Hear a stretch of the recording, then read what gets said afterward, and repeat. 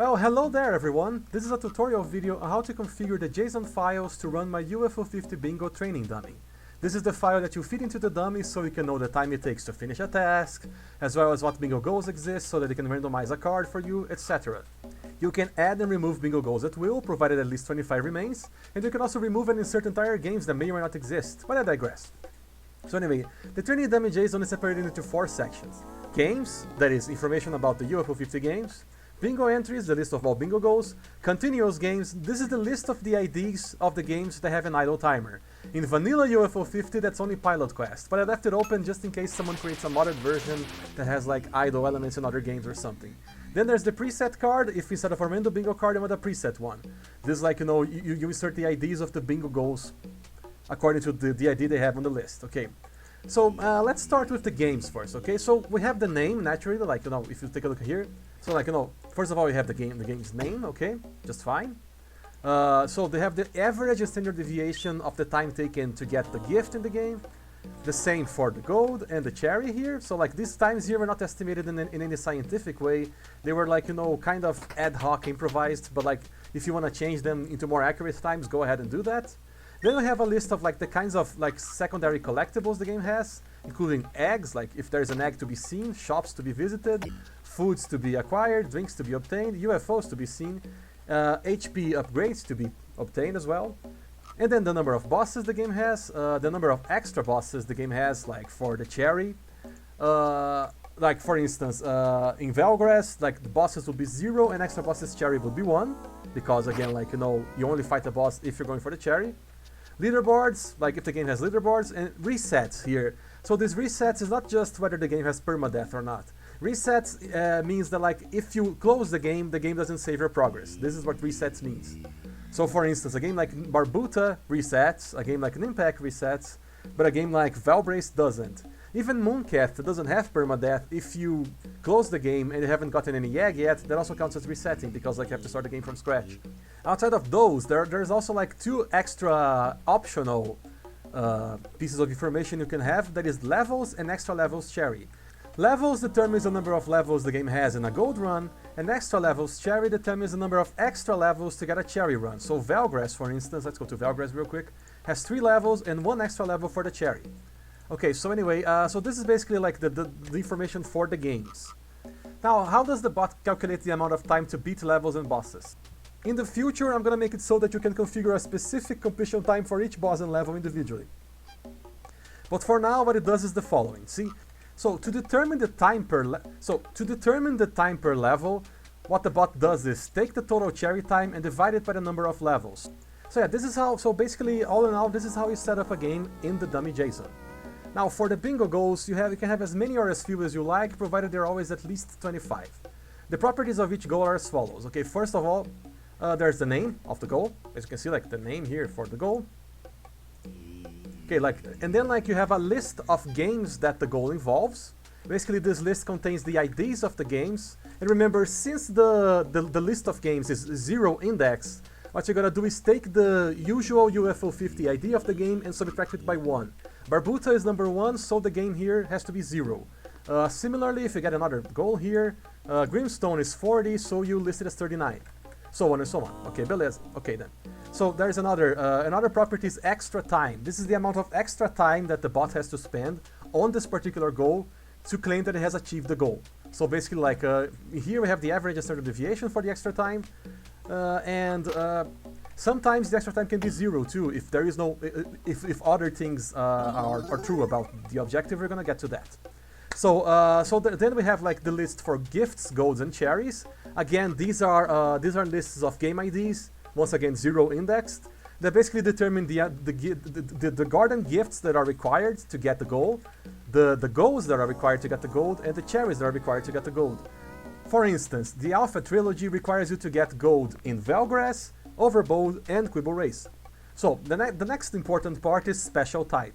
If special type is null, then this entire special type part doesn't do anything. If special type, however, is one of the following dudes, let me just put them on screen real quick. Gifts, golds, cherries, eggs, UFOs, drinks, foods, shops, HP ups, and leaderboards.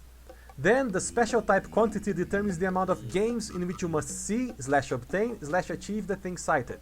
So for instance, so like collect 10 gifts for the garden, you have like, you require 10 gifts right here. See?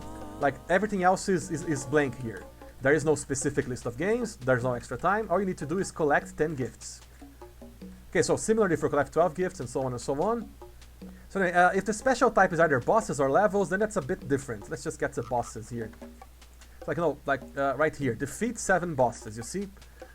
Instead of quantity determining the number of games in which you must defeat bosses, it determines the number of bosses. So you can defeat like 4 bosses in Campanella and 3 bosses in Seaside Drive, and that's fine. So like, and the same is true if you put on levels here instead. You can beat like 4 levels in Campanella and 3 levels in Velgris, not a problem. Anyway, moving on. There's one other type of a special type that is called N bosses and N levels. They do roughly the same thing. But in this situation, instead of like requiring like, you to kill a certain number of bosses in any game, it requires you to kill a specific number of bosses in a specific number of games. So when the special type is N bosses or N levels, then we have an extra attribute called N. This attribute determines the number of bosses or levels to beat in a certain number of games, and then the special type quantity becomes the number of games. For instance, defeat a boss in 5 different games.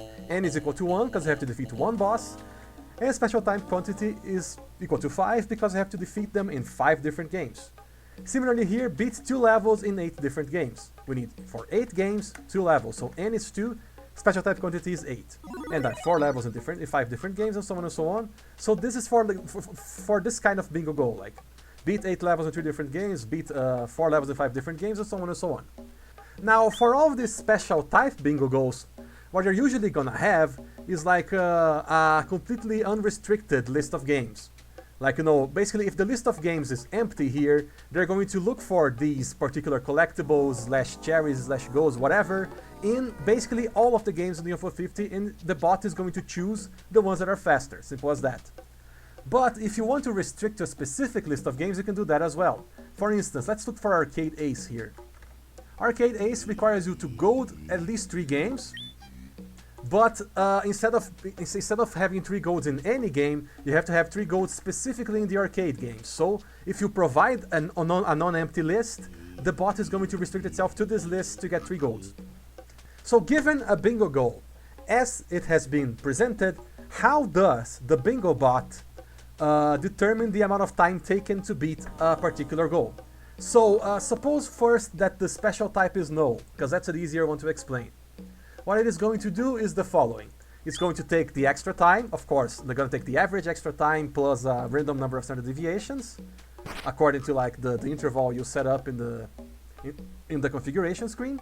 Then plus the time to get the garden gifts in any game listed in the gifts list, minus the ones where it already has the gift, plus the total time to get the golds in the list, minus the ones it already has, and the same for the cherries. So if the special type is one of the following here, eggs, shops, HP ups, foods, drinks, UFOs, leaderboards, golds, cherries, or gifts, then like let X be the special type quantity parameter minus the games in which you already have the collectible. So like say, if the collectible is golds, then like it gets the special type quantity minus the number of golds you have. If it is eggs, special type quantity minus eggs, and so. Then the bot picks the X fastest games to get the special type, so the X fastest games to get an egg, the X fastest games to get the gold, whatever. Of course, discounting the games in which it already has the thing. So like once it has the set of games we call G, this is how it calculates like the time it takes. First we get the extra time, as always, like every single card has the option to include an extra time. Every single bingo goal, sorry. And then like you sum to that the time to get, for instance, the leaderboards if it's leaderboards, golds if it's golds, cherries if it's cherries, gifts if it's gifts. If it's anything else, then it just has like one generic timer, the time to get collectibles, which you can configure like in the configuration screen of the bingo dummy itself.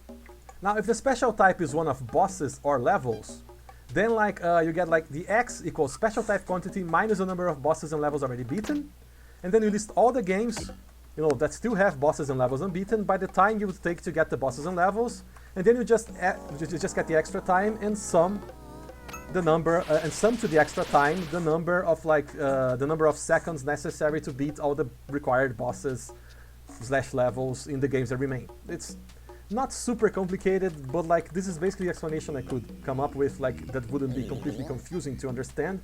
But like if you get into the source code, you can see that's basically what it does, except like of course this array here, for instance, is